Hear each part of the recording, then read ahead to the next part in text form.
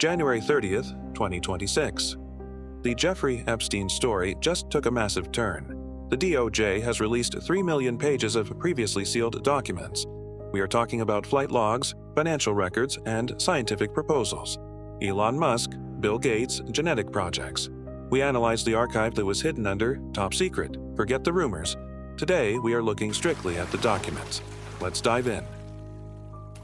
Elon Musk, the wildest party email. Let's start with Elon Musk. For years, he laughed off the connection, and online, the Kung Fu practice line got repeated so often it became a meme. But what's circulating from the 2026 release isn't about martial arts, it's about access. In one email exchange about a possible trip to Little St. James, the logistics get oddly personal. Not nice to meet you, but how many people, how, when, and then you hit the message that makes the whole thread feel radioactive. It's attributed directly to Musk. Quote, "Probably just Tallulah and me." And then, "What day/night will be the wildest party on your island?" And that's not how people write when they're discussing a business lunch. That's not how you talk when you're barely acquainted. That's a man asking for the peak night, the one where the atmosphere shifts, and here is where the rumors begin. Around those same dates, chatter points to a reimbursements folder and a supposed catering line item people describe as $12,000, with whispers about special services. Exact confirmations are murky, and the details vary depending on who's retelling it, but the hook is obvious. If the emails are real, the tone alone shatters the "nothing to see here" defense. Because here's the question: who asks for the wildest party night if they're only there to stretch and throw kicks? Ready to get weirder? Good, because the next file doesn't sound like gossip, it sounds like leverage. Bill Gates, the clinic, and the bridge code. Next up, Bill Gates. The files fuel a long-standing suspicion that Epstein's world used normal words as cover, and bridge keeps popping up in exactly that kind of way. Some interpret bridge as a harmless card game reference. Others read it as a private code, a word that means one thing to outsiders and another thing entirely in the circle. What turns this from theory into something nastier is a draft email. A draft, the kind of document that reads like a confession you never intended to send.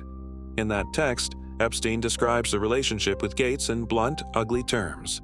Quote, "From helping Bill to get drugs in order to deal with consequences of sex with Russian girls, to facilitating his illicit trysts with married women, to being asked to provide Adderall for bridge tournaments." And then it goes even darker, a line that reads like "delete this or else," wrapped in medical panic. Quote, "Implore me to please delete the emails regarding your STD." And another chilling detail, "Provide you antibiotics that you can surreptitiously give to Melinda." Now, Gates denies these claims and the fact it's a draft matters, but here's why people fixate on it anyway. It's Epstein, writing as if he knows exactly what kind of pressure works: sex, medicine, secrecy, and a word like bridge sitting right in the middle of it, like a code word that accidentally became a fingerprint. And then comes the rumor layer. In the file talk labeled medical reimbursements, people claim there's a discrete clinic invoice that some interpret as tied to initials like BG. Exact confirmations aren't clean, so it stays in the fog. But it creates a nasty implication that viewers can't unhear. Maybe it wasn't just an affair people feared leaking. Maybe it was the consequences of it. And once you accept that Epstein could weaponize health, you start to understand why rich men didn't cut ties. Because ties aren't always social. Sometimes they're surgical. Now hold on, because the next archive doesn't just hint, it shows. Prince Andrew, the puppet photo. The Royal Archive is the most disturbing visual evidence people are talking about.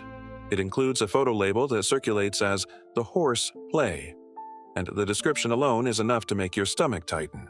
Prince Andrew on all fours leaning over a woman on the floor in a scene that looks less like a party photo and more like humiliation captured for a reason. But the messages are what make it feel like a relationship, not a coincidence.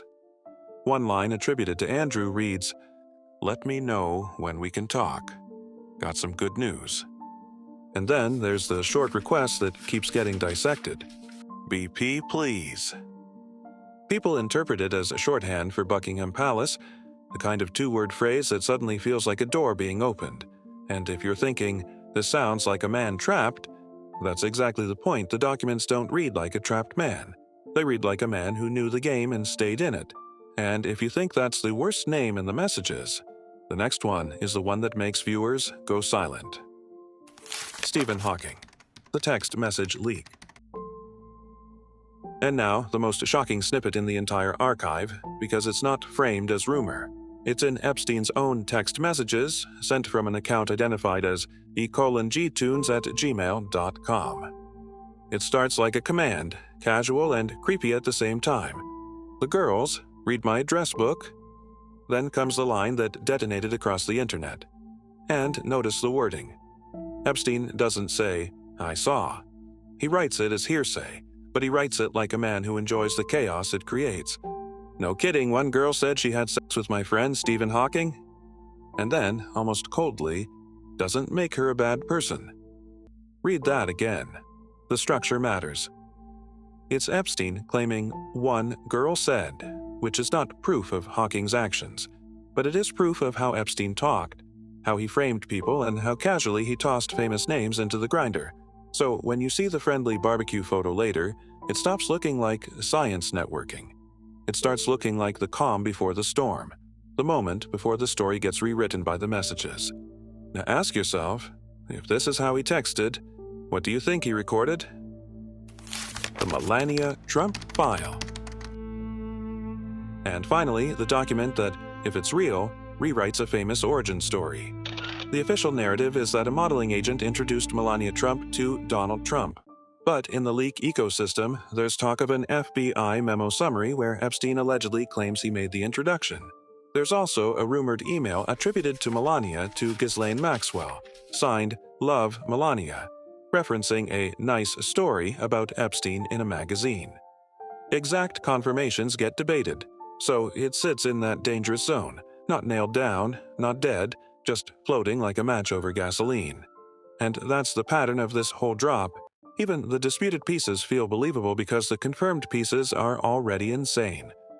Which brings us to the final detail, the one that turns the house into a horror set. Bizarre orders the eyes on the wall. The invoices and inventory-style details paint the psychology of control.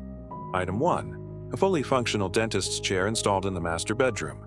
Not a normal, rich guy quirk, but a dominance prop. Item 2. The infamous oil painting depicting Bill Clinton in a blue dress, lounging in the Oval Office, humiliation as decor. Item 3. 50 custom-made artificial eyeballs, described in FBI-style talk as mounted in the entrance hall. Epstein wanted visitors to feel watched before anyone said a word. This wasn't just a home, it was a theater of control. The documents are out, the names are exposed, and now the world gets to ask the only question that matters. How many people stayed close to Epstein because they wanted something? And how many stayed because he already had something on them?